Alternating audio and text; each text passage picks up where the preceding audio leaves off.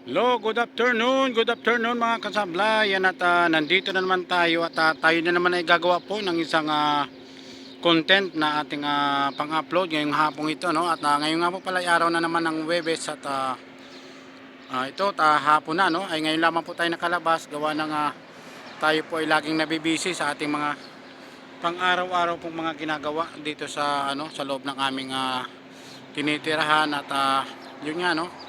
Ay share ko lamang din ang ating mga nakakalap na mga balita tungkol ba sa pangyayari sa Pilipinas, hindi natin alam kung kung safe pa ba tayo o okay pa ba ang Pilipinas dahil parang ang nangyayari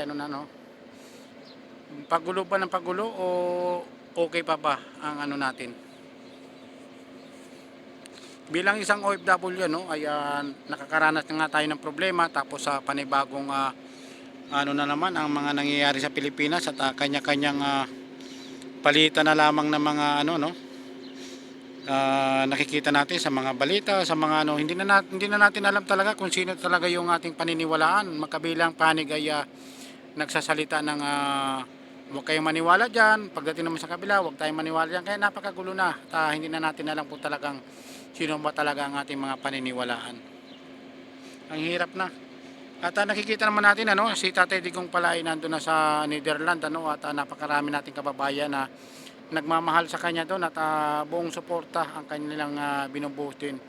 Totoo at nangyari diyan nagkaroon talaga rin ng madugong war crime ang kanyang drug war ay hindi natin masisisi rin kasi ang mga pamilya na talagang humingi rin ng katarungan pero may kanya-kanyang katulad niyan. Siyempre, ang presidente natin ay kaya nga siya inano na presidente ay siya ang magko-control din kaya ng mga ganyang kaya hindi rin tayo dapat makisawsaw sa mga basta may batas naman diyan kung talagang sino at ano ang magiging proseso at ano magiging hatol kung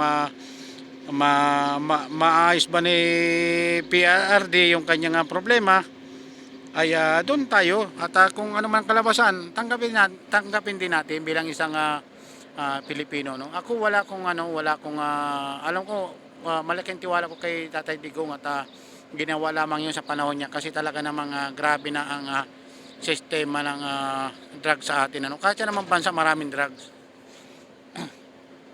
pero sa pamumuno din ni Pangulong Bongbong Marcos siyempre siyang presidente nandiyan din tayo kaya nasa level lang tayo bahala ng batas ang umiral kung ano ba talaga yung kung ano ba talaga yung magiging kalalabasan ng mga sinampa nilang kaso kung madidismiss o hindi bahala ng batas bahala na yung korte may korte kaya nga may korte kasi minsan na rin ako nagkaroon ng problema at alam ko ang batas ay talaga yan kung ikay nagkasala, mahatulan ka talaga. At kung yung pagkakasala mo naman ay not guilty, ay pwede kang mawalang sala. Ganun lang yun. Pero yung Pilipino sa Pilipino ay nag-aaway-away na dahil sa ganyan. Siyempre hindi rin natin maiwasan kasi siyempre kung talagang diehard ka sa isang tao o isang presidente ay paglalaban mo talaga. Pero ako, para sa akin ay ako laging nasa lang ako nasa pagitan lang kahit sabihin natin na tayo ay malaki talaga na tulong ni Pangulong Duterte ay sa kanya rin tayo at ganoon din ako kay Marcos sa kanya rin ako kaya nga tayo nasa gitna lamang mahirap tayong mag-judge ng isang namumuno sa bansa natin kasi wala naman tayong alam sa mga batas baka mamaya yung mga sinasabi natin ay mali ay tayo pa ang malagay sa alanganin. Kaya tingnan na lang natin kung ano ba talaga ang kalalabasan ng mga nangyayari.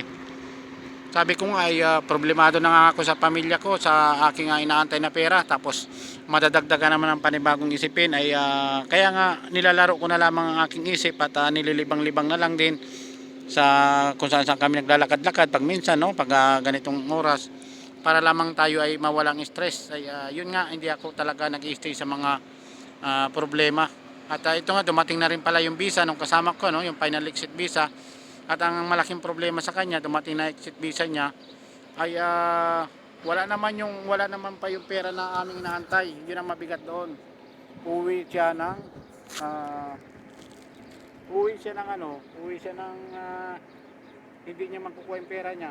Tapos yung pinag-iwanan pa niya ng kanyang bank account, ang problema doon,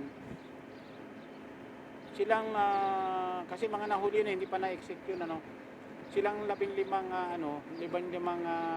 magkakasama, yung mismong manager nila in-exit nila, yun ang mabigat doon, in-exit silang 15 kaya paano na yung bank account na hiniram ng kasama ko, na yung account nung napasama sa pina-exit ng company ay yun nga, nandun yung account na yun ang ginamit niya. Yun ang malaking problema rin yan. Kaya sabi ko sa kanya ay pumunta na lang muna siya ron sa sa attorney namin. Magtanong-tanong siya doon kung anong magiging advice, kung anong maitulong sa kanya ng attorney. At sabi ko nga ay kung ako sa kanya, kung willing siyang ilaban sa attorney na kahit magbigay siya ng medyo malaking halaga para lang makuha yung pera niya, ay gawin niya. Total, para lang nga makuha ang pera kaysa naman hindi niya makuha, ano? Kaya nga pag ganun ang mangyari, kung halimbawa makukuha, kung halimbawa papayag ng attorney na, sige, panakuha itong pera nyo, bigyan nyo na lang kami ng ganito, ako na, papayag na rin ako kaysa naman hindi ko makuha. Kasi napakatagal na namin nag-aantay, ilang buwan na kami nag-aantay, napakatagal na, kaya nawawala na rin kami ng pag-asa talaga. Tapos ito pa yung mga dumarating na mga balibalita sa mga nangyayari dyan sa Pilipinas, ang hirap. Paano na lang na nakalimutan na natin yung para sa mga mahihirap na yung obligasyon ng yung natin pamahalaan ay nasasangkot sa mga kaya mahirap, ewan ko bakit. Dati naman hindi naman ganyan kagulo ang ng Pilipinas, no? Bakit ngayon ko lang naranasan din at nakikita yung mga nangyayari na sobra ang parang na buong bansa talaga ay na-monitor na yung nangyayari diyan sa Pilipinas, hindi lamang dito sa Middle East kundi sa buong bansa. Kahit nga mga foreigner nagko-comment na rin sa mga nangyayari sa atin.